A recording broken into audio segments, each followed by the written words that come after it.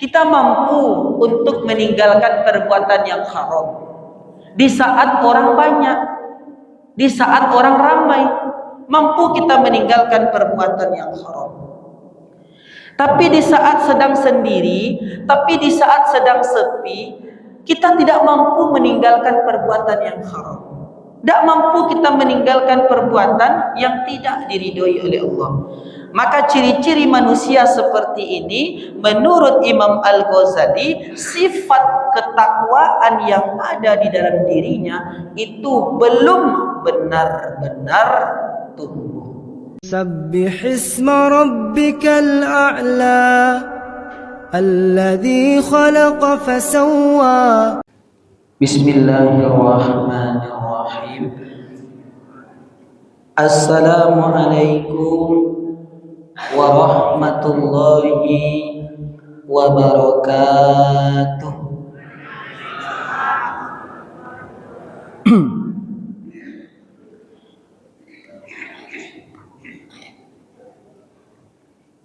Innal hamdalillah nahmaduhu wa nasta'inuhu wa nastaghfiruh wa na'udzu billahi min syururi anfusina wa min sayyiati a'malina. May yahdihillahu fala mudilla lahu wa may yudlil fala hadiya lahu. Asyhadu an la ilaha illallah wahdahu la syarika lah wa asyhadu anna Muhammadan abduhu wa rasuluh. Allahumma fasalli wa sallim wa barik ala Muhammadin wa ala alihi wa sahbihi wa man ihtada bi hudahu ila yaumil qiyamah. Bapak dan Ibu sidang jamaah salat subuh yang dimuliakan oleh Allah, kembali kita bersyukur kepada Allah Subhanahu wa taala atas limpahan rahmat, karunia serta inayahnya kepada kita sehingga kita dapat melaksanakan ibadah salat subuh secara berjamaah. Di dalam sebuah hadis yang diriwayatkan oleh Imam Muslim, Rasulullah sallallahu alaihi wasallam bersabda, Bismillahirrahmanirrahim, man shallal isya'a fi jama'ah faka'annama qama nisfal lail wa man shallas subha fi jama'ah faka'annama qama nisfal lail. Barang siapa yang mengerjakan salat Isya secara berjamaah, itu sama halnya mengerjakan salat sunnah separuh malam. Dan barang siapa yang mengerjakan ibadah salat subuh secara berjamaah, itu sama halnya mengerjakan salat sunnah semalam penuh. Jadi Bapak dan Ibu, malam itu terdiri dari 8 jam. Kitalah selesai melaksanakan ibadah salat subuh secara berjamaah, itu sama nilainya dengan kita mengerjakan salat sunnah selama 8 jam. Salawat beriringan salam, tak bosan-bosan kita doakan kepada Allah sehingga senantiasa dicurahkan buat Nabi besar kita, yakni Nabi Muhammad sallallahu alaihi wasallam.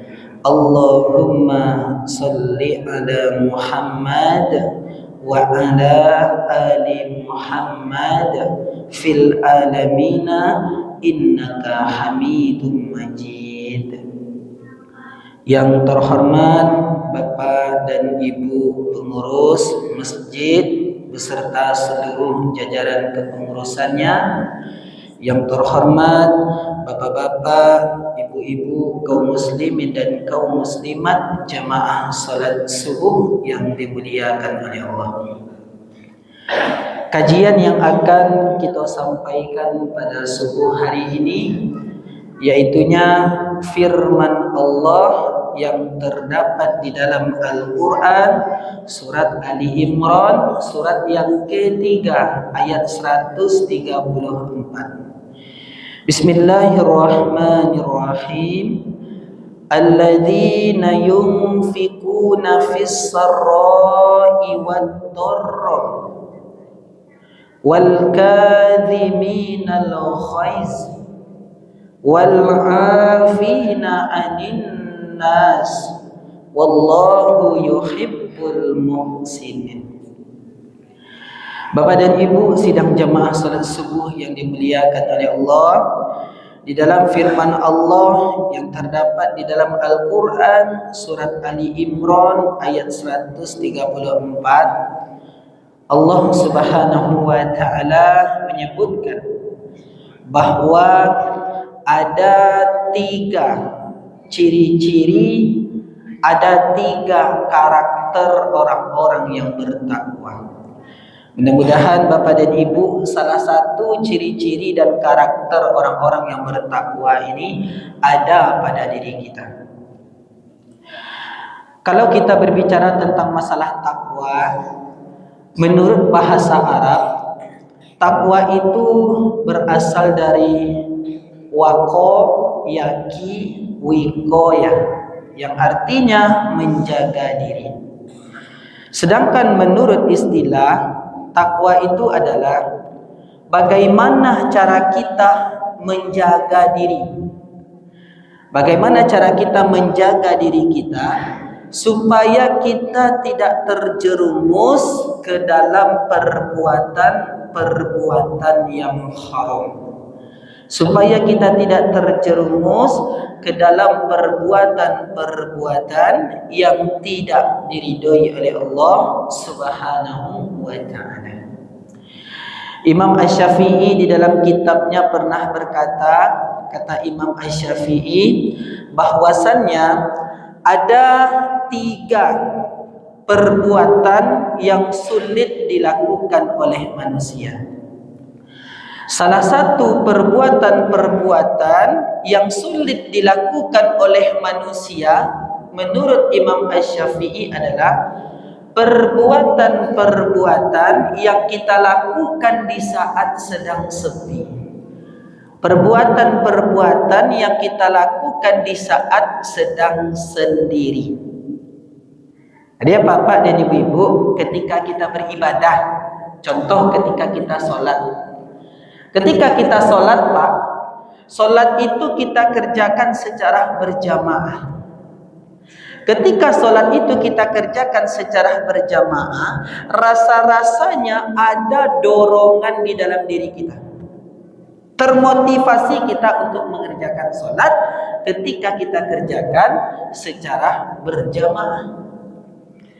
Tapi kalau sholat kita kerjakan secara sendiri, Pak, surang-surang kita kerajuan sholat, rasa-rasanya ada sifat malas itu muncul di dalam hati kita. Kurang termotivasi kita untuk mengerjakan sholat ketika kita kerjakan secara sendiri. Bahkan kita sering menunda-nunda untuk mengerjakan sholat. Jadi Bapak dan Ibu-ibu, Imam Al-Ghazali juga pernah berkata, apa kata Imam Al-Ghazali? Sesungguhnya orang-orang yang bertakwa itu pasti dia memiliki sifat waro.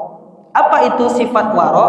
Menurut Imam Al-Ghazali, sifat waro itu adalah meninggalkan perbuatan yang haram. Yang sudah jelas perbuatan itu haram, baik di dalam Al-Quran maupun di dalam hadis. Jadi Bapak dan Ibu-ibu, kalaulah jaleh suatu perbuatan itu haram, baik di dalam Al-Quran maupun di dalam hadis, maka janganlah sekali-kali kita melakukannya. Janganlah sekali-kali kita mendekati perbuatan. Terkadang Bapak dan Ibu, kita mampu untuk meninggalkan perbuatan yang haram di saat orang banyak, di saat orang ramai. Mampu kita meninggalkan perbuatan yang haram. Tapi di saat sedang sendiri, tapi di saat sedang sepi, kita tidak mampu meninggalkan perbuatan yang haram. Tak mampu kita meninggalkan perbuatan yang tidak diridhoi oleh Allah. Maka ciri-ciri manusia seperti ini menurut Imam Al-Ghazali, sifat ketakwaan yang ada di dalam dirinya itu belum benar-benar tumbuh. Jadi Bapak dan Ibu-ibu, di dalam Al-Quran surat Ali Imran ayat 134 ini, itu ada 3 ciri-ciri dan tanda-tanda orang-orang yang bertakwa. Yang pertama, ciri-ciri dan tanda-tanda orang-orang yang bertakwa adalah alladzina yunfikuna fis-sarra'i wad-dharra. Orang-orang yang bertakwa itu adalah orang-orang yang senantiasa berinfak baik dalam keadaan lapang maupun sempit. Orang-orang yang senantiasa berinfak baik dalam keadaan sedang di atas maupun di bawah. Orang-orang yang berinfak baik dalam keadaan suka maupun duka. Pertanyaannya, biasanya kita berinfak kok itu dalam keadaan lapang atau dalam keadaan sempit? Dan biasanya kita berinfak itu dalam keadaan lapang. Contoh, usaha kita lancar, tabungan ada di dalam rekening kita lebih 100 juta, Pak. Berinfak kita itu merupakan suatu hal yang wajar. Tapi ketika kita sedang sulit, ketika kita sedang di bawah, usaha awak tak lancar, usaha awak bangkrut, rekening tabungan yang ada di dalam rekening kita sedikit, berinfak kita Bapak dan Ibu-ibu, itu sulit untuk kita lakukan. Dan nilainya itu juga berbeda, Pak. Orang yang berinfak 100.000 dalam keadaan lapang dengan orang yang berinfak 100.000 dalam keadaan sempit, itu nilainya berbeda.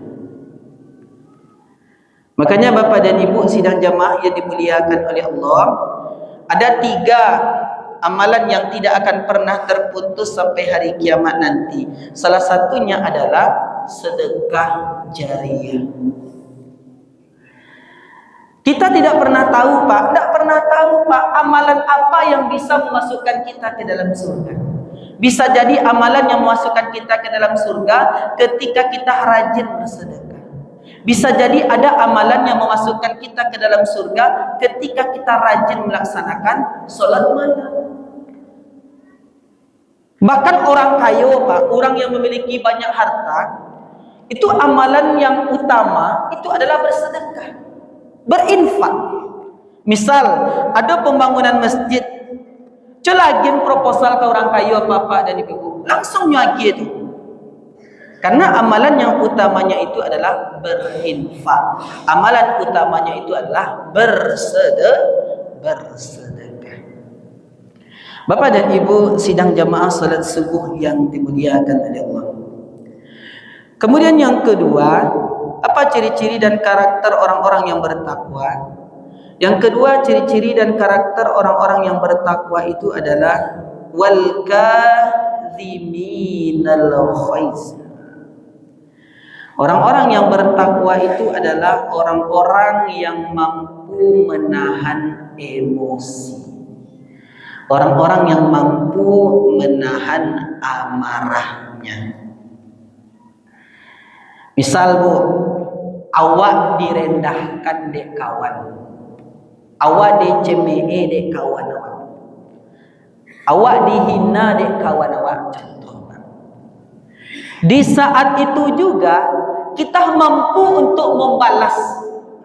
Misalnya wak dizolimi dia orang, Pak, di saat itu juga kita mampu untuk membalasnya. Tapi dek gara-gara wak faham bahwasannya salah satu ciri-ciri penghuni surga itu adalah ketika amarahnya sedang memuncak, ketika emosinya sedang memuncak, tidak jadi dia lampiaskan, tidak jadi dia marah. Makanya sesuai dengan hadis Rasulullah yang diriwayatkan oleh Imam At-Tabrani, apa? Sahabat ini minta wasiat kepada Rasulullah. Ya Rasulullah, tolong berikan kami nasihat, tolong berikan kami wasiat. Biasanya wasiat itu kalau diagih itu panjang, banyak wasiat yang akan diberikan. Tetapi Rasulullah sallallahu alaihi wasallam sedikit saja memberikan wasiat. Apa kata Rasulullah? La targhab, la targhab, la targhab falakal jannah. Jangan engkau marah. Sampai 3 kali Rasulullah mengulangnya. Kenapa? Siapa yang mampu menahan amarah, siapa yang mampu menahan emosi, maka balasan untuknya adalah surga. Di ibu-ibu kok niyo masuk dalam surga, bu jangan acok-acok berang kapak. Apa mau ditunggu pak? Kok niyo masuk surga jangan acok-acok berang kayu. Bukan berarti kita tidak boleh marah, bu. Boleh awak berang. Apa boleh lo berang, pak? Kapan kita marah? Salah satu alasan diperbolehkan kita marah adalah ketika akidah kita direndahkan oleh orang. Ketika Al-Quran diinjak-injak oleh orang. Ketika agama kita dihina oleh orang. Maka di saat itulah kita wajib memarahinya. Maka di saat itulah kita wajib membela agama kita, membela akidah kita. Bapak dan Ibu sidang jamaah salat subuh yang dimuliakan oleh Allah. Kemudian yang terakhir, apa ciri-ciri dan tanda-tanda orang-orang yang bertakwa? Yang terakhir, ciri-ciri dan tanda-tanda orang-orang yang bertakwa adalah wal afina anin nas. Orang-orang yang memaafkan kesalahan orang lain. Orang-orang yang memaafkan kesalahan saudaranya. Ustaz, ambo ndak niyo memaafkan kesalahan ninyo do Ustaz. Bapak kemudian itu jatuh harga diri ambo Ustaz. Rendah harga diri ambo Ustaz. Terkadang Bapak dan Ibu-ibu kita menganggap ketika kita memaafkan kesalahan orang lain itu adalah suatu kelemahan bagi kita. Itu adalah suatu kekurangan bagi kita. Padahal ketika kita memaafkan kesalahan orang lain itu merupakan suatu perbuatan mulia. Itu adalah suatu perbuatan yang sangat dicintai oleh Allah, yang sangat dicintai oleh baginda Rasulullah sallallahu alaihi wasallam. Coba kita tiru Rasulullah itu, Pak. Coba kita tiru Rasulullah itu. Kita sering mendengarkan suatu riwayat Rasulullah ketika hendak melaksanakan salat berjamaah itu lewat di muka rumah orang Yahudi, Pak. Setiap kali Rasulullah lewat di muka rumah orang Yahudi, maka setiap itulah Rasulullah itu diludahi. Setiap itulah Rasulullah dilempar dengan kotoran. Setiap itu Rasulullah dikatakan orang gila. Pertanyaannya, pernah tidak Rasulullah dendam kepada orang tersebut? Pernah tidak Rasulullah memarahinya? Tidak pernah sedikit pun Rasulullah memiliki sifat dendam. Tidak pernah Rasulullah itu marah kepada Yahudi yang senantiasa menzaliminya. Bahkan Bapak dan Ibu, ketika Yahudi itu sedang sakit, sia orang yang pertama kali datang ke rumah, sia orang yang pertama kali menjenguknya. Ternyata salah satu orang yang pertama kali datang menjenguknya adalah baginda Rasulullah sallallahu alaihi wasallam. Kenapa? Karena Rasulullah itu senantiasa memaafkan kesalahan orang lain, tidak memiliki sifat pendendam. Gara-gara itu Bapak dan Ibu, sadarlah Yahudi tadi, sadar. Di depan Rasulullah bersyahadat Yahudi tadi, asyhadu an la ilaha illallah wa asyhadu anna Muhammadar Rasulullah, dan saya menyatakan masuk ke dalam agama Islam. Kenapa? Karena Rasulullah sallallahu alaihi wasallam senantiasa memaafkan kesalahan orang lain. Jadi apa-apa dan ibu-ibu, kita harus memaafkan kesalahan orang lain, karena memaafkan kesalahan orang lain itu merupakan salah satu sifat yang sangat mulia, sifat yang dicintai oleh Allah, sifat yang dicintai oleh baginda Rasulullah sallallahu alaihi wasallam. Bapak dan Ibu sidang jamaah salat subuh yang dimuliakan oleh Allah, inilah 3 ciri-ciri dan karakter orang-orang yang bertakwa. Mudah-mudahan 3 ciri-ciri dan karakter orang-orang yang bertakwa ada pada diri kita, karena sesungguhnya inna akramakum indallahi atqakum. Sesungguhnya orang yang mulia di sisi Allah adalah orang-orang yang bertakwa. Mungkin ini yang dapat kita sampaikan untuk kesempurnaan majelis kita. Kita tutup dengan baca doa kafaratul majelis. Subhanakallahumma wa bihamdika asyhadu an la ilaha illa anta astaghfiruka wa atubu ilaik. Wassalamu alaikum warahmatullahi wabarakatuh.